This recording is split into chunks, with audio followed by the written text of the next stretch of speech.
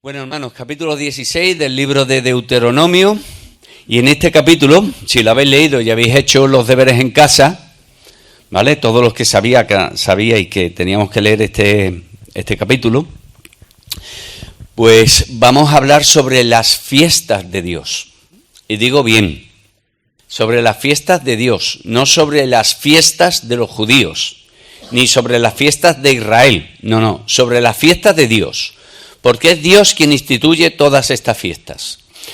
Como bien sabéis muchos de vosotros, son 7 las fiestas que instituye el Señor, que se dividen en 2 grupos.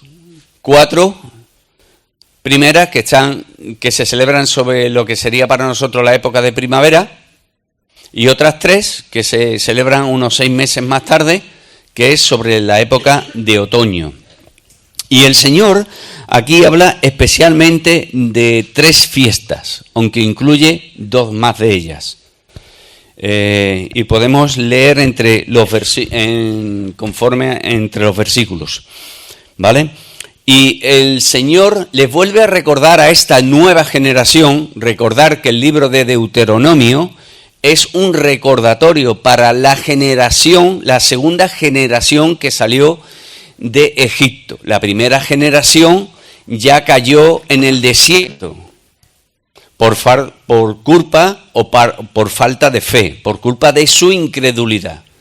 Y ahora el Señor, por medio de Moisés, les vuelve a recordar la ley, la instrucción. A mí me gusta más decir la instrucción, porque realmente se traduce mejor como la instrucción de Dios, no como la ley de Dios.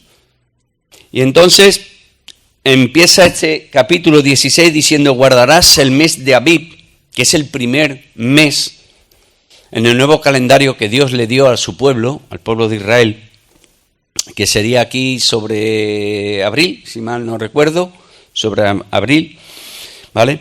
Pues para ello es el mes de Abib, es el primero. Y eso lo podríamos leer en Éxodo capítulo 12, donde le dice el Señor: este será el principio de vuestros meses, el primer mes del año. Y dice allí: y harás Pascua a Yahvé tu Dios, porque en el mes de Abib, o mes de Nisán, también conocido, te sacó Yahvé tu Dios de Egipto de noche. Y me gustaría pararme en este versículo, primeramente, para ver el significado de la palabra Pascua. La palabra Pascua significa pasar por alto. Y si hacemos un retroceso a la situación en cuando el Señor instituyó esta fiesta, el pueblo de Israel, ¿dónde estaba? Venga, voy a pedir que participéis un poquito. ¿Dónde estaba el rey Israel en ese momento? En Egipto. Vale, estaba bajo la esclavitud de Egipto. Dios mandó a Moisés, el Señor mostró su poder a los egipcios y al pueblo de Israel por medio de todas aquellas plagas que conocemos, y hay una última, que es la de los primogénitos.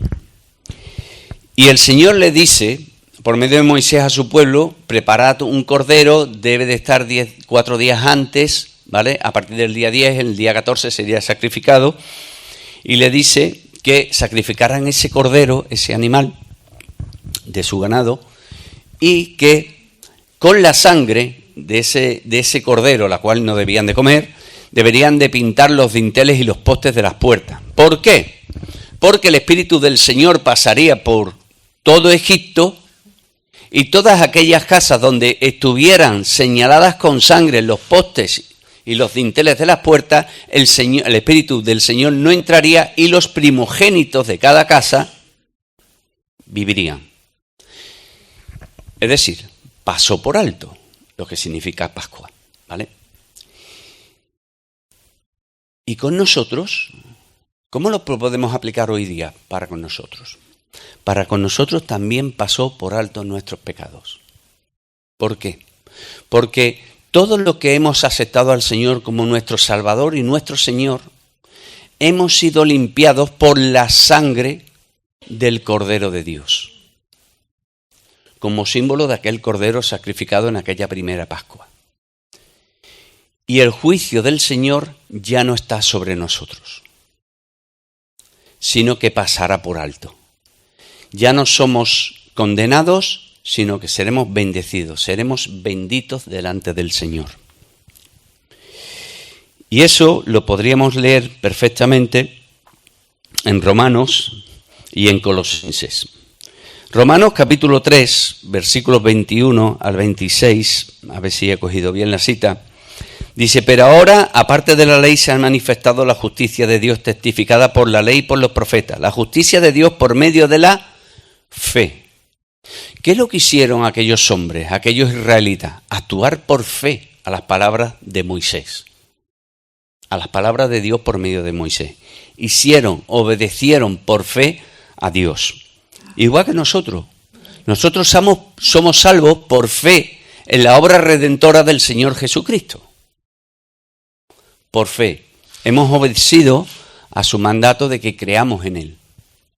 Y dice: para todos los que creen en Él, porque no hay diferencia, por cuanto todos pecaron y están destituidos de la gloria de Dios, siendo justificados gratuitamente por su gracia mediante la redención que es en Cristo Jesús, a quien Dios puso como propiciación por medio de la fe en su sangre para manifestar su justicia a causa de haber, fijaos lo que sigue diciendo, de haber pasado por alto, lo que significa la Pascua, para manifestar su justicia a causa de haber pasado por alto en su paciencia los pecados pasados, con la mira de manifestar en este tiempo su justicia, a fin de que Él sea el justo y el que justifica al que es de la fe de Jesús. Todas estas fiestas, hermanos, lo digo para el que no, a lo mejor no pueda saberlo, todas estas fiestas tienen un sentido profético, que va desde la muerte del Señor Jesucristo hasta que venga la nueva Jerusalén a este mundo. Todo lo que vemos en el Antiguo Testamento es sombra de lo que ha de acontecer en un futuro. Y todo aquello empieza en un sentido profético con la muerte del Señor Jesucristo en la cruz del Calvario. Además, sigue diciendo: y si sacrificarás la Pascua a Yahvé tu Dios de las ovejas y de las vacas, le está dando las instrucciones, no cualquier animal podría valer, tenía que ser un animal sin defecto. El Señor Jesucristo fue sin defecto, ¿vale? Al Señor Jesucristo es llamado por Juan el Cordero de Dios que quita el pecado del mundo, Juan capítulo 1, lo dice Juan el Bautista en 2 ocasiones, ¿vale? Y dice, además seguimos leyendo en el versículo 2, dice: en el lugar que Yahvé escogiere para que habite allí su nombre. El Señor, hermanos, es quien pone las condiciones. Él es el Señor, Él es el Creador, el único Dios verdadero, y Él es el que pone las condiciones de cómo se deben de hacer las cosas y de cómo se deben de celebrar. Él es el que mandó al Cordero de Dios que quita el pecado del mundo a este mundo. Y Él indica cuál es el único camino para llegar a Él, que es por medio del Señor Jesucristo. De hecho, el Señor Jesucristo declaró a sus discípulos: yo soy el camino, la verdad y la vida, y nadie viene al Padre si no es por mí. Por mí. Hay una sola forma, hay un solo camino para llegar a Dios. Él pone las condiciones. Él es el que tiene el poder, no es el hombre. No es el hombre. Es Dios quien los pone. Y seguimos leyendo allí: no comerás con ella pan con levadura. 7 días comerás con ella pan sin levadura, pan de aflicción, porque aprisa saliste de la tierra de Egipto, para que todos los días de tu vida te acuerdes del día en que saliste de la tierra de Egipto. Resulta curioso que dice que el pan que debían de comer en esa fecha debería ser de pan sin levadura. ¿Qué simboliza la levadura según la palabra del Señor? El pecado, en la mayoría de las ocasiones. En la mayoría de las ocasiones, en un 99%, la levadura es símbolo del pecado. Símbolo del pecado. Y esto nos recuerda a nosotros de que debemos de vivir una vida sin Pecado.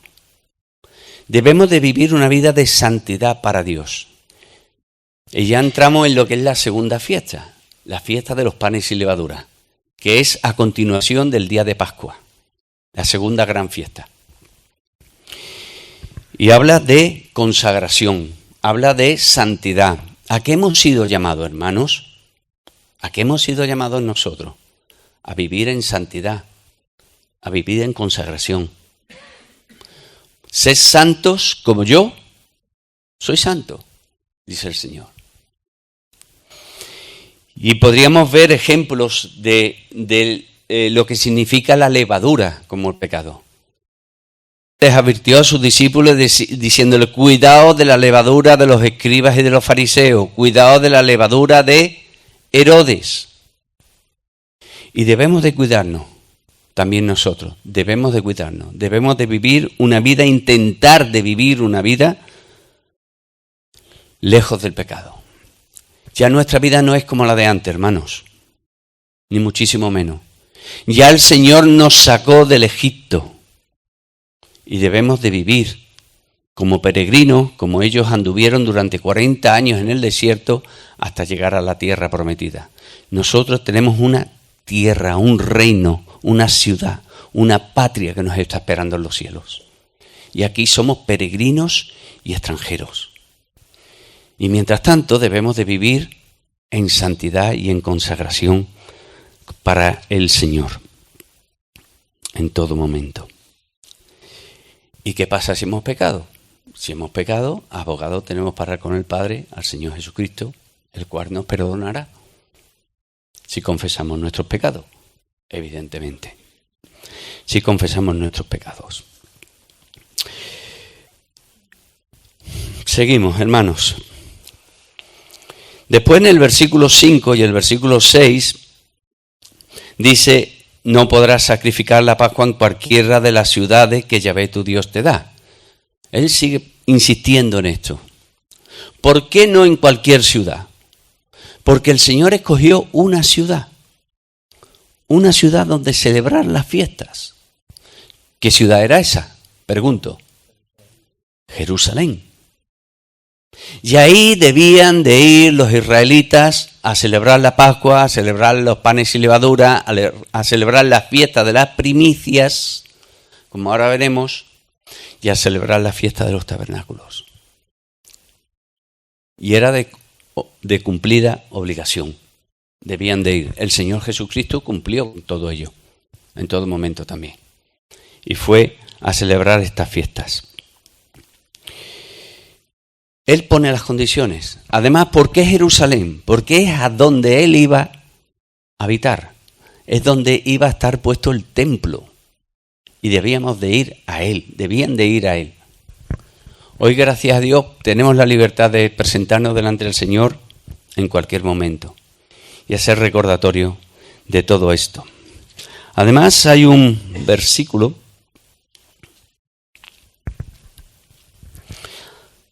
Bueno, todo esto me recuerda también a una cosa. Dentro de unos minutos vamos a celebrar algo, ¿verdad? Vamos a hacer algo. Algo que nos mandó el Señor Jesucristo. Quisiéramos en memoria suya, ¿verdad? ¿Qué es lo que vamos a hacer?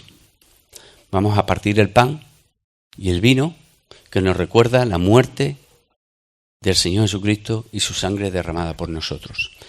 ¿Y cómo debemos de presentarnos delante de Él? ¿De cualquier manera? ¿O sin levadura, hermano? Sin pecado. Hermanos, tengamos en cuenta que no nos estamos presentando delante de cualquier ser, de cualquier persona.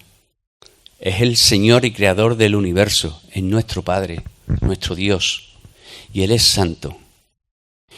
Y no seamos como los corintios, que tomaban el pan sin el aprecio que debía de tomarlo. Y algunos tuvieron que ser castigados, disciplinados por ello, porque no tuvieron en cuenta el presentarse dignamente delante del Señor. Así que, hermanos, cuando nos presentemos hoy, como cualquier otro domingo, delante del Señor para tomar el pan y el vino, debemos de estar a cuentas con Él, porque si no, el Señor nos puede disciplinar. Disciplinar. El Señor es amor. Disciplina. Y eso no debemos de olvidarlo en ningún momento. Versículo 9, voy rápidamente. 7 semanas contarás. Desde que comenzare a meterse la hoz en las mieses, comenzarás a contar 7 semanas. 7 semanas a partir de un día muy concreto. De un día muy concreto. Cuando durante la fiesta de los panes sin levadura, el segundo día, empiezan a meter la hoz de la siega. La siega era la siega de la cebada. Los israelitas debían de llevar el primer fruto, la primera gavilla delante del sacerdote y presentarla para que la meciera, para recibir la bendición de Dios. ¿Vale? La primicia nos habla de la resurrección del Señor Jesucristo. 2-3 días después de la Pascua debía de presentarse esa gavilla, la primicia de la cosecha. El Señor resucitó al tercer día. Y Él es primicia de los que hemos de creer. Él resucitó. Y Él se presentó como la primicia delante del Padre. De hecho, leemos en Juan capítulo 20, versículo 17, permitidme que lo busque, allí.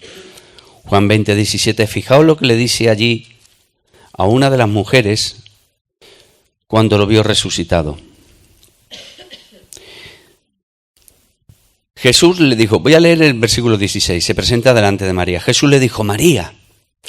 Volviéndose, ella le dijo, Raboni, ¿qué quiere decir maestro? Jesús le dijo, no me toques, porque aún no he subido a mi Padre, mas ve a mis hermanos y dile, subo a mi Padre y a vuestro Padre, a mi Dios y a vuestro Dios.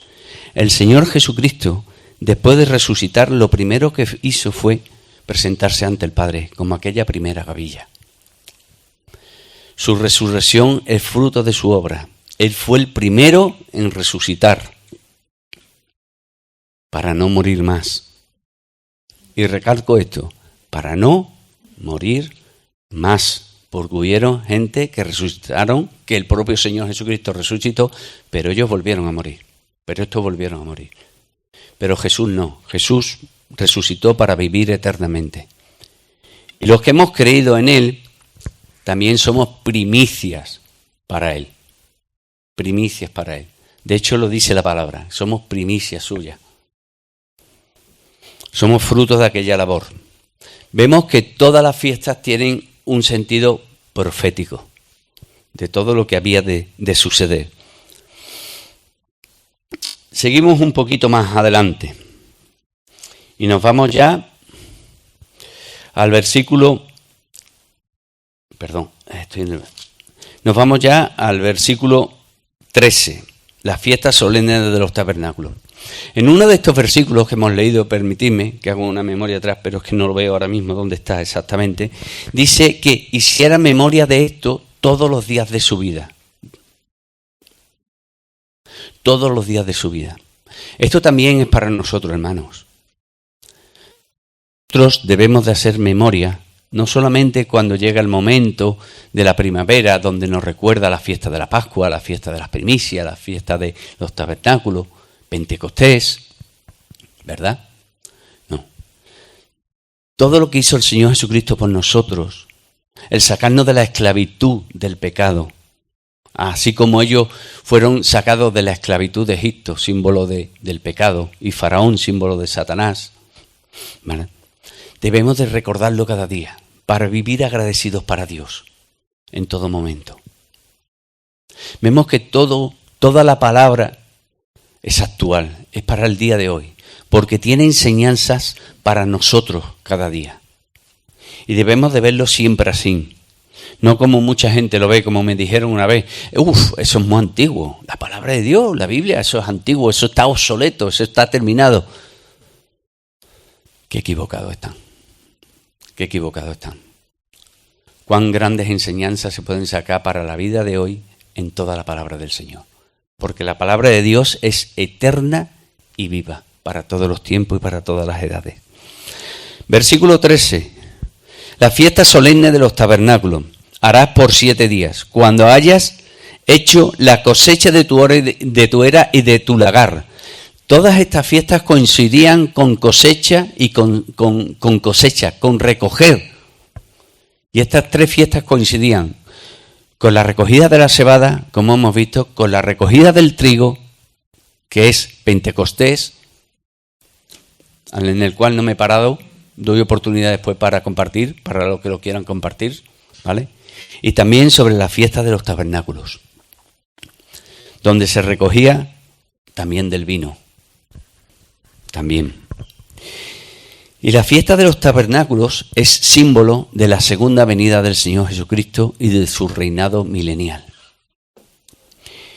Pero también era un recordatorio para su pueblo que estuvo durante 40 años vagando durante el desierto, de cómo el Señor les proveyó en todo momento y en todo tiempo. Y hay algo que me llama la atención de tanto de esta fiesta de los tabernáculos como de las fiestas de las semanas o de las primicias. Y es que debían de ofrecer voluntariamente una ofrenda a Dios conforme les había bendecido. ¿No es esto lo que hacemos cada domingo también? ¿No es esto lo que debemos de hacer cada domingo? Darle un poco de lo muchísimo que el Señor nos da como agradecimiento. ¿No es esto? Y además dice, y lo repite en 2 ocasiones, de que debían de dar con alegría, no con tristeza, como dice esa canción que cantamos algunas veces, ¿no? Y que enseñan en la escuela dominical, no con tristeza ni por necesidad, sino con alegría. Así es como debemos de dar al Señor, con alegría, con gozo, gozándonos de que podemos darle un poco de lo mucho que Él nos da cada día. Conforme, y además dice las Escrituras, y lo leemos en estos versículos, conforme Dios te haya bendecido. No pone una regla el Señor, no pone una cantidad, sino conforme te haya bendecido. Y además me llama mucho la atención estas 2 últimas fiestas, la de los tabernáculos y de las fiestas de la semana, en que no solamente se debían de presentar y celebrar esta fiesta los varones de la casa, los cabezas de familia, no, sino que debía de presentarse allí toda la familia, lo que fomenta la unidad en la familia. Toda la familia. Pero dice que además no era toda la familia la que debía de estar allí y celebrar la fiesta, porque el Señor no hace asesión de personas, sino que dice allí que deberían de estar también tu siervo, tu sierva, personas que quizás no podían ofrecer al Señor,